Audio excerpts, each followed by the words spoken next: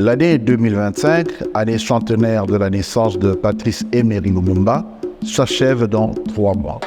Pour ce dernier trimestre, nous avons jugé utile de revenir sur quelques thématiques ayant marqué les dernières années d'existence du premier ministre du Congo indépendant et notamment la période de son accession au pouvoir jusqu'à sa chute, mais également des thèmes permettant de comprendre sa tragédie.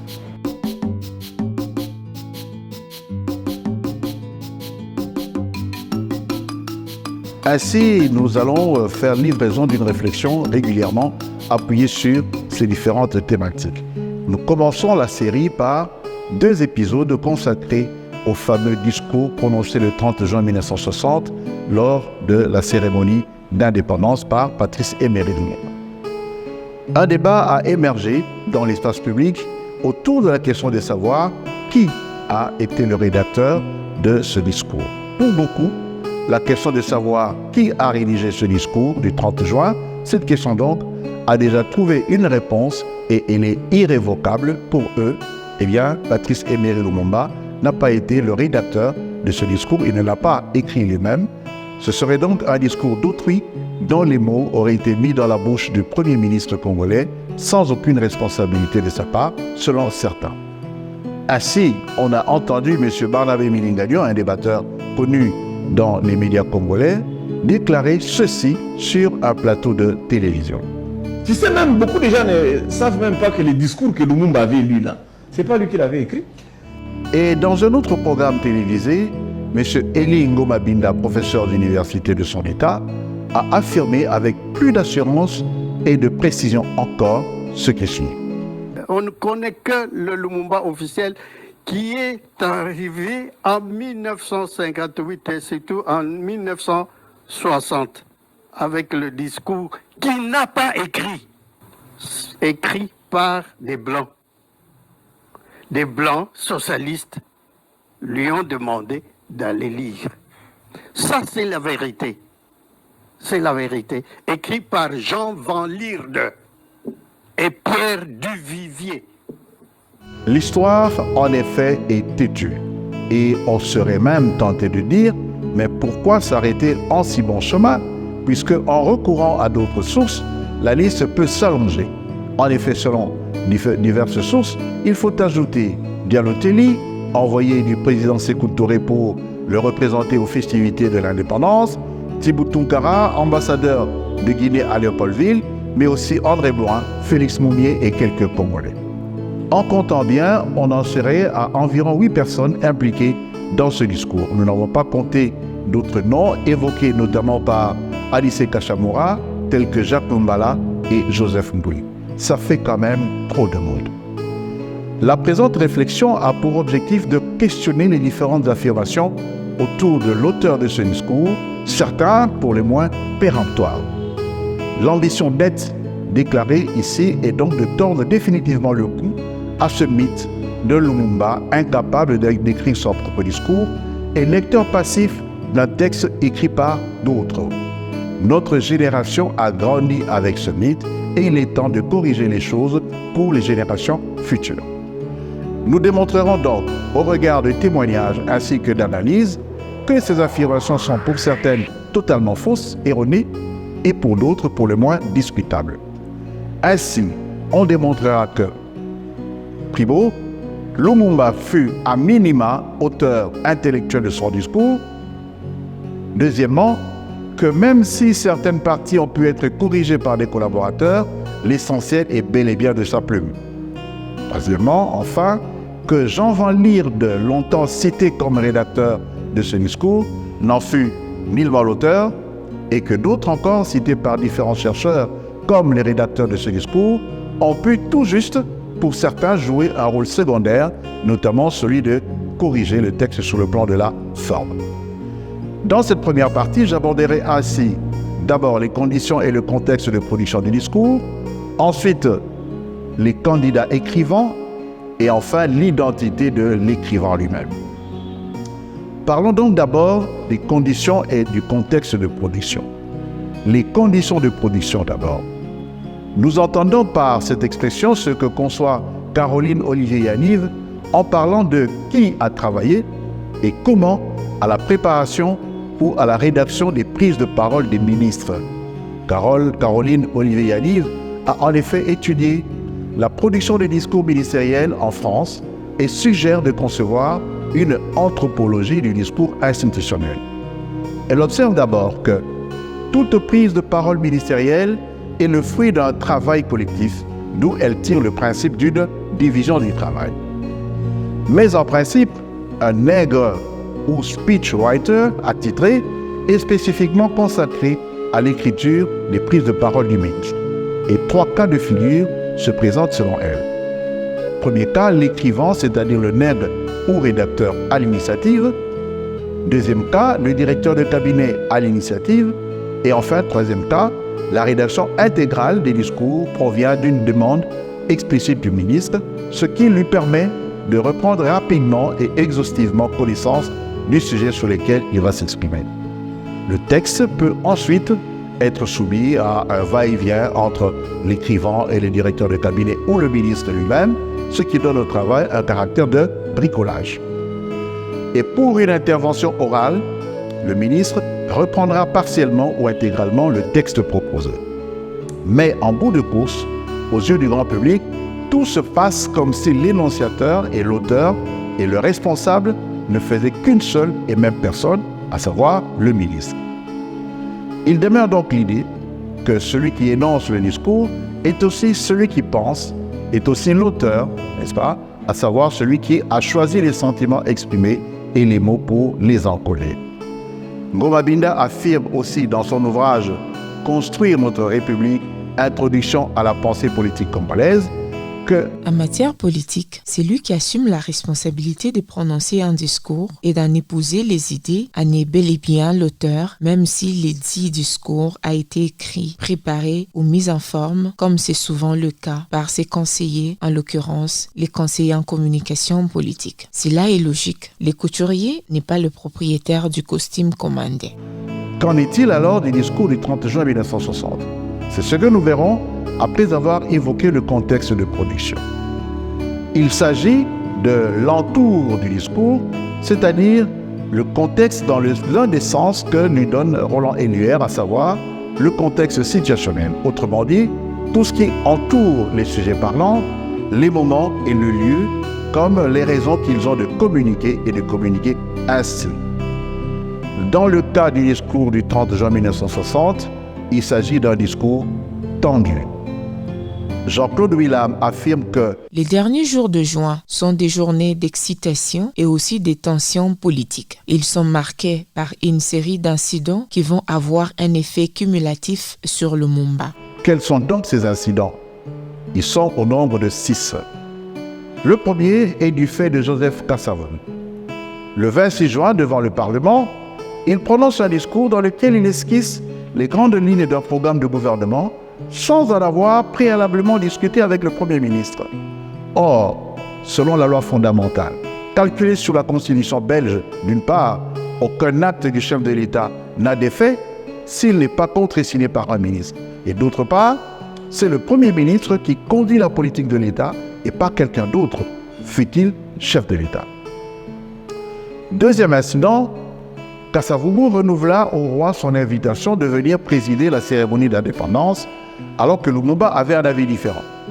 Il souhaitait que la délégation belge fût conduite par le frère du roi, réservant à ce dernier le privilège et l'honneur d'être le premier chef d'État invité au Congo indépendant. Néanmoins, le Premier ministre s'inclina devant cette initiative de Joseph Kasavubu. Le troisième incident est lié aux relations entre les deux États. Du 27 au 29 juin se tiennent les négociations relatives au traité belgo-congolais. Les Congolais étaient frustrés que le texte parle d'envoi de missions diplomatiques alors que les autres pays occidentaux installaient déjà des ambassades à Léopoldville. L'article 5 du traité stipulait que les deux gouvernements s'accordaient au Congo des facilités mutuelles en personnel, matériel et utilisation des installations militaires dans une mesure et selon les modalités précisées dans un protocole. Pour la Belgique, il était vital de conserver une capacité d'intervention en cas de trouble post-indépendance. Mais pour Lumumba, Il s'agissait ni plus ni moins que d'un empiètement de la souveraineté nationale. Il réussit à obtenir la suppression de cet article. Le cinquième incident était lié à la non-transmission, aussi bien par le protocole du roi que par le président Kasavubu, des textes de leur discours prévus pour le lendemain 30 juin.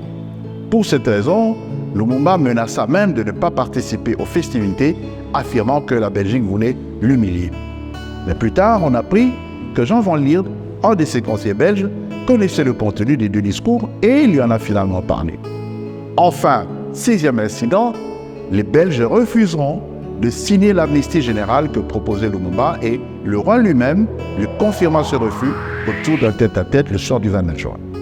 C'est donc dans ce contexte que Lumumba s'entretient avec ses conseillers. Van Lierde, ayant pris connaissance du discours du roi, lui déclara sans embâche « On ne peut tout de même pas laisser passer cela, tu dois réagir ». Et selon Anissé Kachamura, ministre de l'Information, Lumumba consulta la délégation guinéenne qui lui déclara « Il faut infliger une humiliation des dernières heures au roi belge, comme le président Sékou Touré l'avait fait pour le général de Gaulle en 1958 à Conakry. » Le lendemain, Lumumba remettra à Thomas Kanza un texte d'autographie en lui déclarant Kasavubu n'a pas changé d'avis, il est trop tard maintenant. Lumumba instruira Kanza de rendre le texte plus acceptable et un peu moins explosif. Kanza y travailla. Finalement, Lumumba se dit satisfait du texte ainsi expurgé, mais déclara qu'il y aurait encore des modifications de dernière minute à y apporter. Ce contexte étant connu maintenant, qui est ou qui sont alors les rédacteurs de ce fameux discours? Parlons d'abord des deux hommes souvent cités et dont les noms sont repris par Ngoma Binda. Il s'agit de Jean Van Lierde et de Pierre Duvivier. Le premier, Jean Van Lierde, catholique de bouche, résistant, pacifiste, objecteur de conscience, antimilitariste, anticolonialiste, fut fondateur des Amis de présence africaine, cofondateur et secrétaire général du CRISP. Il fait connaissance avec Patrice Lumumba en 1958 et devient un de ses confidents. Van Lierde est par ailleurs l'auteur de la grande compilation des discours de Lumumba intitulée « La pensée politique de Lumumba », ouvrage rehaussé par la célèbre préface de Jean-Paul Sartre. Alors Van Lierde a-t-il pu rédiger ce discours? Selon François Reckmans, Van Lierde a toujours nié en avoir été le rédacteur, reconnaissant toutefois avoir incité le Premier ministre à réagir au discours du roi. Cependant, écoutons le concerné, Jean Van Lierde lui-même, parler de ce moment historique. Dans une interview accordée au programme intitulé Parcours et Trésors, Van Lierde déclare exactement ceci que je vous invite à écouter très attentivement. Je cours chez Patrice et je lui dis « Tiens, quel est ton avis sur les discours qui aura le 30 juin, dans 2 jours ?» Les discours, il me dit « Oui, du roi et de... » Mais personne ne m'a rien donné. Mais comment c'est possible? Je lui dis « T'es Premier ministre et tu reçois même pas les discours qui vont être prononcés dans 2 jours par le roi et par Kasavubu? Et toi, t'es pas au programme. » Je suis pas au programme. Patrice, tu peux pas laisser passer ça. Et alors il a cette réponse que je me souviens toujours. Jean, ça c'est impossible. Le protocole, c'est le protocole. Le roi va parler, Kaza va parler, et puis c'est fini. Et alors je me lève, je dis, écoute Patrice, tu seras à 3-4 mètres du micro. Quand les 2 autres ont terminé leur baratin, tu te lèves et tu parles au nom de l'Afrique indépendante, de l'Asie, de toute l'espérance, de tous ces peuples colonisés. Et je vois Patrice toujours étonné. Oh, me dit, tu crois? Non, je crois pas. Et je le salue, je ne le vois plus, jusqu'au 30 juin 1960. Donc, en 2 jours, comment est-ce que mon ami Patrice, qui était quand même un homme extraordinaire, je veux bien, comment, malgré toutes les sollicitations, a-t-il eu encore le temps de rédiger et de dicter ce texte assez extraordinaire que les Belges n'apprécient pas beaucoup, mais moi que je trouvais dans toute la société africaine de culture, et du point de vue internationaliste, du point de vue de l'espérance africaine et afro-asiatique, je trouvais ce texte formidable. Évidemment, tout de suite, dans la presse, on a dit l'auteur de ce texte, évidemment, c'est Van Lierde, etc. Oh, je n'ai pas écrit une ligne de tout ce texte. Ça veut dire que peut-être qu'il a eu l'aide de mon ami Pierre Duvivier, qui était à son cabinet, un autre Belge, mais sinon, c'était tout à fait le style de Patrice. Une seule conclusion s'impose après ces propos de Van Lierde. Il n'a pris aucune part dans la rédaction de ce discours du 30 juin 1960. Évidemment, tout de suite, dans la presse, on a dit l'auteur de ce texte, évidemment, c'est Van Lierde, etc. C'est la vérité. Écrit par Jean Van Lierde et Pierre Duvivier. Oh, je n'ai pas écrit une ligne de tout ce texte. Ainsi, le débat est clos, tout au moins en ce qui concerne Jean Van Lierde. Il n'a pas écrit ce discours. Le deuxième auteur putatif, Pierre Duvivier, était directeur de cabinet de Lumumba. Par son statut, tout porterait à croire qu'il soit l'écrivain recherché. En effet, selon Anissé Kachamura, après avoir consulté la délégation guinéenne qui lui conseille d'humilier le roi à l'instar de Sékou Touré face à De Gaulle, aussitôt, écrit Kachamura, Lumumba charge M. Duvivier de lui préparer un discours à prononcer sur le même ton que les chefs de l'État de Guinée. Cependant, lisons plutôt ce que Duvivier lui-même déclarera plus tard en commentant, n'est-ce pas, le refus du roi de signer le décret d'amnistie. Il dit: cette maladresse du pouvoir belge joua un grand rôle dans les climats dans lesquels Lumumba rédige son discours du 30 juin. La question qui se pose est alors de savoir qui, de Duvivier et de Lumumba lui-même, a rédigé ce discours. Mais quoi qu'il en soit, à s'en tenir à ce témoignage, on peut repérer ici la troisième configuration décrite par Caroline Olivier-Yaniv, celle où l'initiative vient du Premier ministre lui-même, décidant du reste du ton que devait prendre le discours. Et dans ce cas, Lumumba en est bel et bien l'auteur intellectuel. Une troisième piste, très peu évoquée dans les documents sur le sujet, est celle d'André Mlouang. Engagé par Lumumba comme responsable de son protocole et comme rédacteur de discours, elle est présentée comme la plume derrière le mot historique et rédactrice des discours emblématiques de Patrice Lumumba. Norbert Nyampoutou la situe bien dans le protocole de Lumumba, mais lui reconnaît surtout une part active dans la campagne du père Essa de Gizenga dans le Kwilu, puis comme conseillère de Gizenga pour qui elle rédigea un discours présenté à l'époque comme discourtois envers le secrétaire général des Nations Unies. On est alors en pleine crise congolaise après la sécession carthagenaise, la rupture des relations diplomatiques avec la Belgique et le climat tendu avec les Nations Unies. C'est reste elle l'écrivain recherché. Des documents affirment plutôt qu'elle a participé à la révision du discours d'indépendance du 30 juin 1960 et a donc pris part à la division du travail ordinaire dans la rédaction des allocutions ministérielles et donc sans en être la rédactrice. Sinon, il faudrait alors octroyer le même statut à Thomas Kanza, à qui Lumumba a confié la tâche d'expurger le texte des parties que lui-même jugeait explosives. Enfin, une dernière piste, peu connue également, est celle qu'ouvre Anissé Kachamura dans une interview au journal Forum des As, dans son numéro 472, du 1er au 2 juillet 1995. Cette interview est citée par l'historien Kambaï Bouacha dans son livre « La Belgique coloniale et le Congo, une histoire d'une brique chaude ». Kachamura, après avoir jadis affirmé de manière subtile la paternité de Pierre Duvivier sur ce discours, déclare plutôt ceci à Forum des As. Diallo Telli, envoyé du président Sékou Touré pour le représenter aux festivités de l'indépendance, assisté de Tibou Toun Kara, l'ambassadeur de Guinée, à Léopoldville, a fait la mouture des discours. Lumumba, secondé par Félix Moumié, Joseph Mbouyi et Jacques Lumbala, a fait des profondes retouches. Enfin, je lui ai fourni une documentation solide sur des écrivains et des pamphlétaires britanniques, scandinaves et français dénonciateurs des atrocités de Léopold II au Congo. Retenons l'expression Lumumba a fait de profondes retouches. Qu'est-ce que cela veut dire, faire de profondes retouches? Peut-on penser qu'après de telles retouches, le texte initial soit resté le même? Certainement pas. Il est clair qu'au final, le texte n'était plus tout à fait le même. Tout cela étant dit, l'identité de l'écrivain. Qui est donc l'écrivain de ce discours?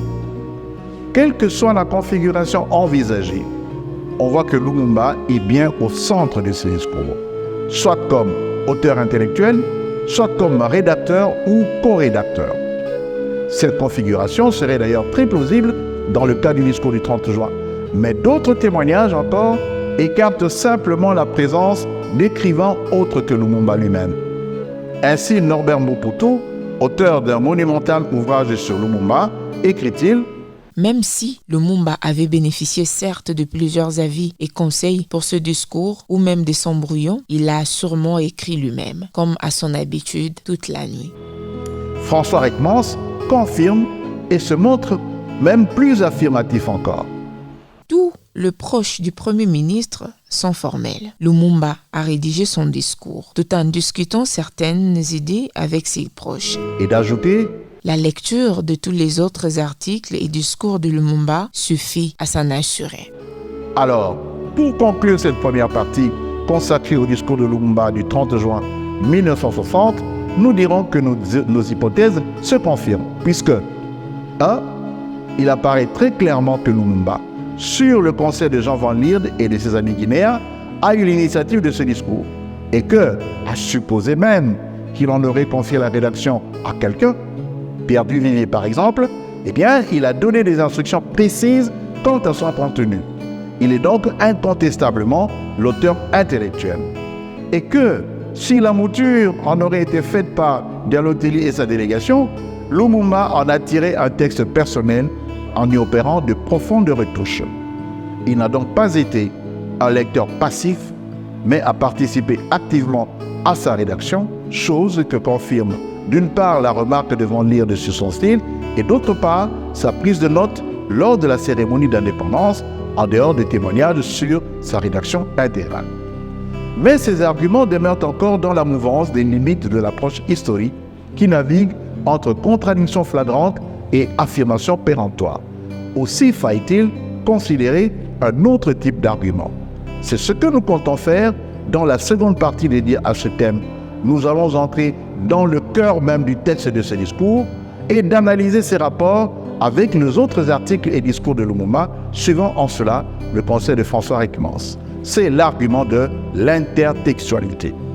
Prenons donc rendez-vous pour la seconde partie. À très bientôt.